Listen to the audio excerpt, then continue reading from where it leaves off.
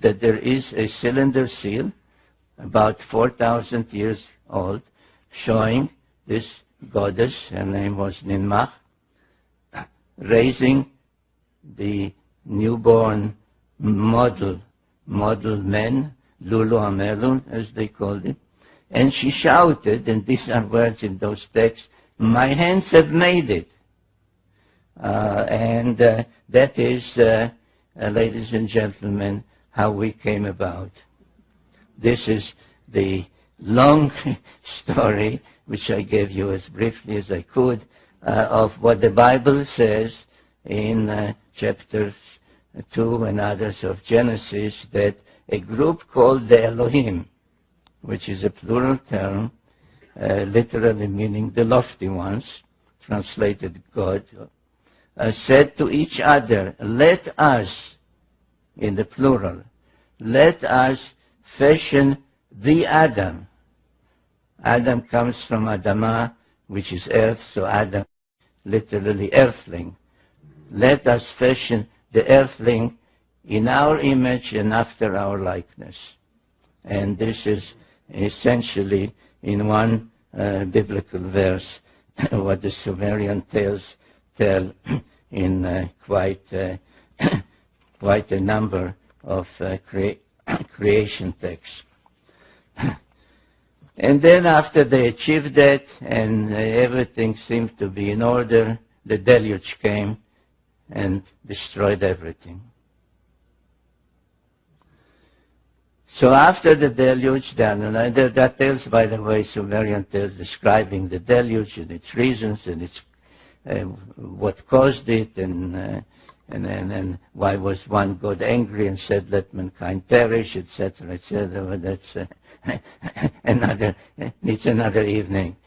So after the deluge, when the water subsided, they had to restruct and recreate and restart everything from the beginning, and they could not do it anymore in the Edin, today's Mesopotamia or Iraq, because it was all covered with millions, or now one should say billions, of tons of mud, and nothing could be done there until the earth would take generations and generations to dry.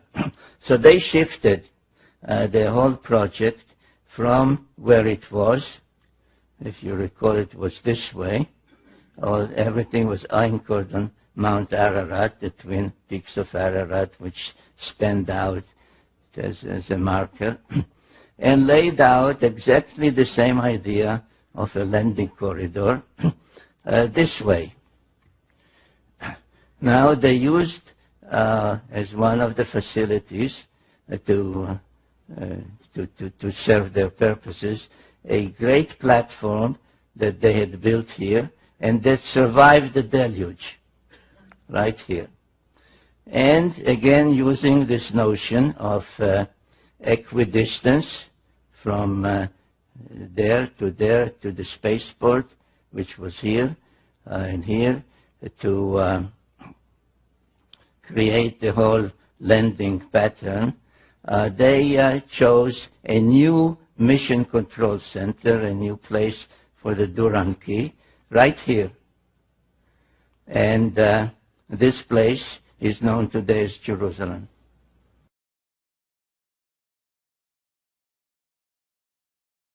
Either at seminars or when I took groups with me to tour these places, I would say to them, why is Jerusalem sacred?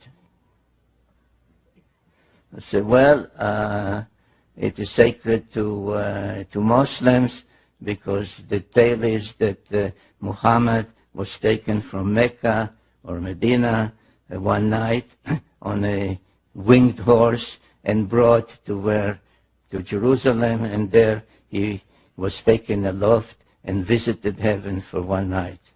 So that's, but why was Muhammad taken to Jerusalem?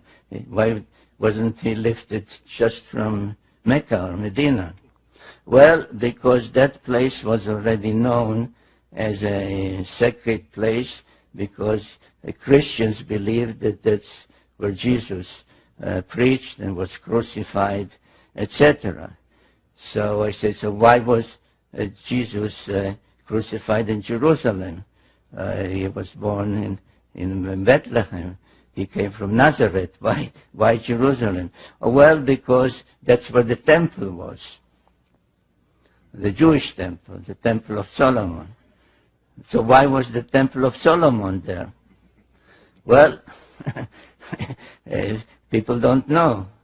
So I tell them, well, it was there because the same Anunnaki who had this pattern and had Nippur as the navel of the earth and mission control center before the deluge, set up this layout and made Jerusalem mission control center after the deluge.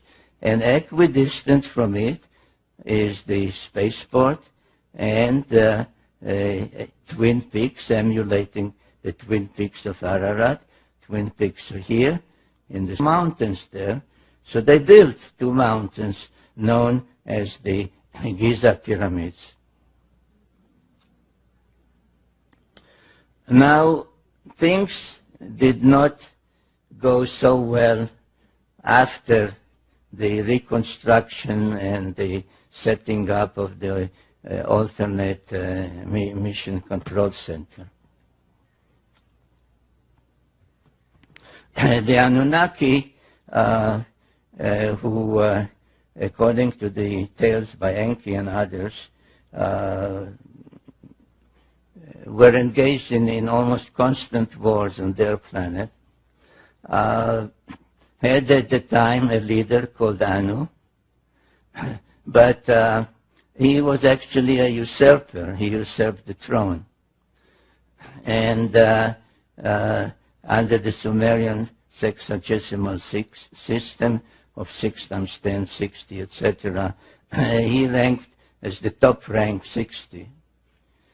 And his successor was a son called Enlil, who was given the rank 50. But Enlil was not the firstborn son. It was Ea, or Enki, as previously known as Ea, Enki, who was really the rightful successor, but he was demoted to rank matching the 12 members of the solar system and matching other 12 without belaboring it, 12 months of the year, 12 tribes of Israel, 12 disciples of Jesus, and so on. So 12 was a celestial number. So the relationships were such that the conflict was almost inevitable, especially since it had a lot to do of who was mothered by whom, who was the father, who was the mother. If this one was also the son of Anu and Antu, then he was this rank. But if this one was only the son of this one, but not this queen, he had another rank. So the relationship was quite confused and convoluted and leading to conflict, which soon appeared on Earth. And one of the events that took place,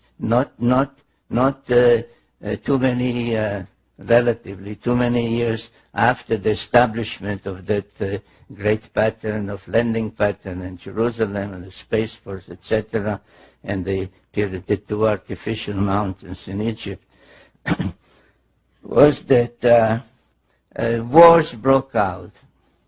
And the first war that I named in my book, The Wars of Gods and Men, the Pyramid Wars, because there was a series of them, had to do with these facilities, because in the Great Pyramid, one of the two especially, which is the only one that has an ascending passage and chambers, all the others have just a descending passage, they were a prize that one side tried to deprive from the other.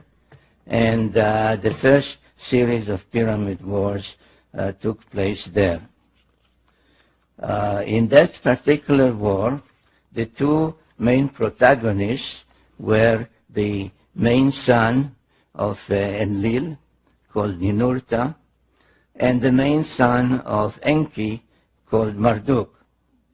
And in that war, it was Ninurta who was the victor, and his victory was commemorated in some cylinder seals and an eagle, and this was his victory's depiction, how he won the war over the two pyramids. And another depiction where you see actually all three pyramids. And this, by the way, is another of the proofs, of which I have many, and I deal with it extensively, of who built the pyramids and when they were built, and that you see that already in Sumerian times, which preceded the pharaonic times by thousands of years, the existence of the pyramids was already known. Around 2900 BC, a Sumerian king. Now, the whole business of immortality doesn't really exist, because all the tales tell us that these so-called gods, the Anunnaki, were both born and died. And there are tales about both birth and death. But it is all relative. That's why the Greeks called the gods, they borrowed the Sumerian pantheon, they called them the immortals. But it was only a difference in what a year is. If the Anunnaki come from a planet whose orbit is about 3,600 of our years, to them it is 1 year. If you would ask an Anunnaki, how old are you? He'll say, whatever, I'm 20 years old, which means my planet, Nibiru, made 20 rounds around the sun. If you ask somebody here, so we won't ask people for their ages, of course, but you ask, how old are you? And he'll answer, it means my planet, where I grew up, to which I genetically belong, made X number of orbits around the sun. That's a year. So, but anyway, Gilgamesh was the son of a goddess. And he came to his mother, and he actually was not only a demigod, but he was 2/3 divine, because his mother, not his father, his mother was a god, a goddess. And he said, if I'm 2/3 divine, 2/3 Anunnaki genetically, why should I die like a mortal? And she said to him, you're right, but in order to attain our longevity, you have to go and be on our planet. So he went in search of immortality, and the Epic of Gilgamesh is a well-known literary work from antiquity, translated in antiquity already in many of those ancient languages. Now, where did Gilgamesh go in search of immortality? He had to go to places from which he would be taken aloft to the planet of the gods. So if you remember this design, this is what I showed you. This is Jerusalem, which is only mission control center. He had, and this one, where is it? This one was destroyed in the pyramid wars. So he had two places to go. One was the great platform in the mountains here, and one was the spaceport itself. And so around 2900 BC, almost 5,000 years ago, he went in search of a place to be taken aloft and join the gods on their planet. Now the first one that I showed you, this one, is in the mountains of Lebanon.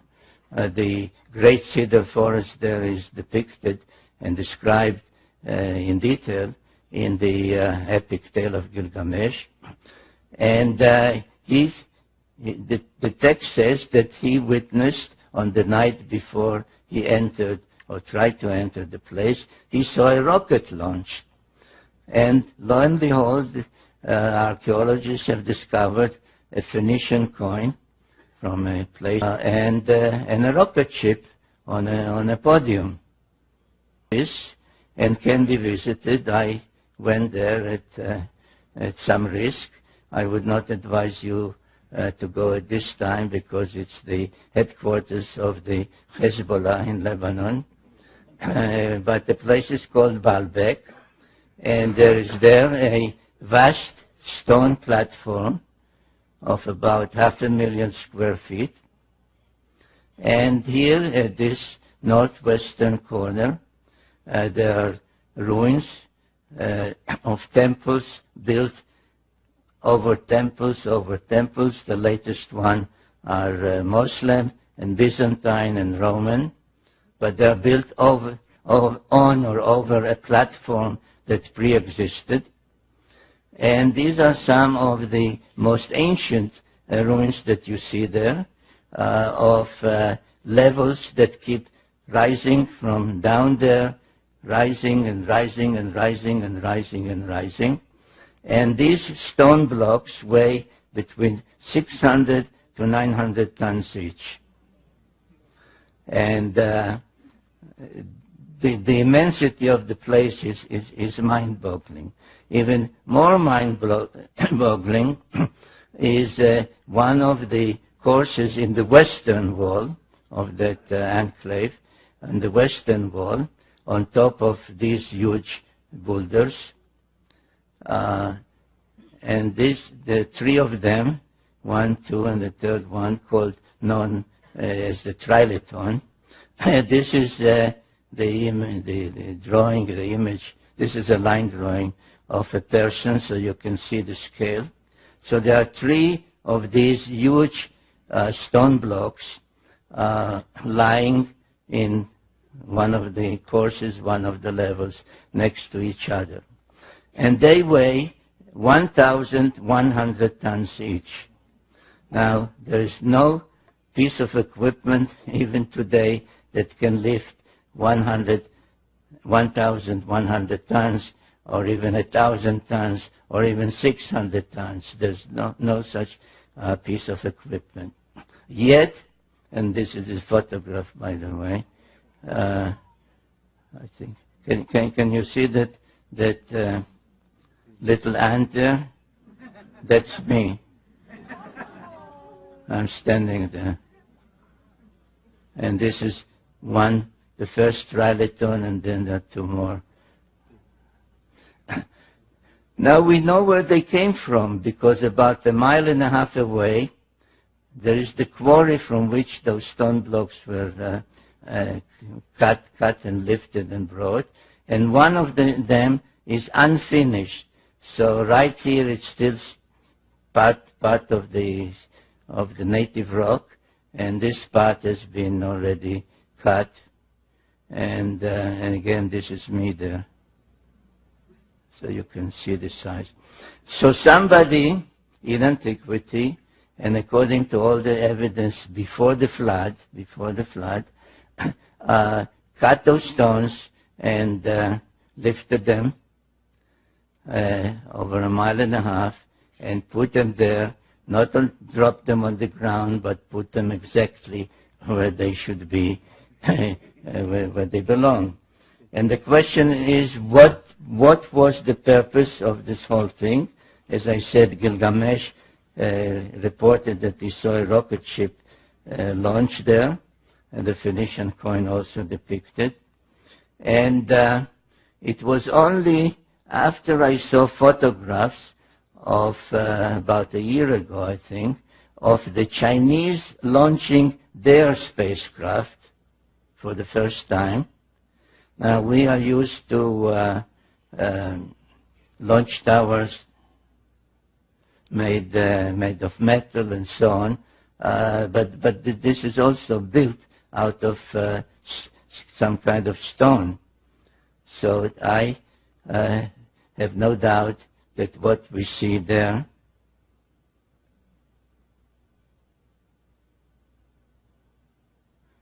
where's the one?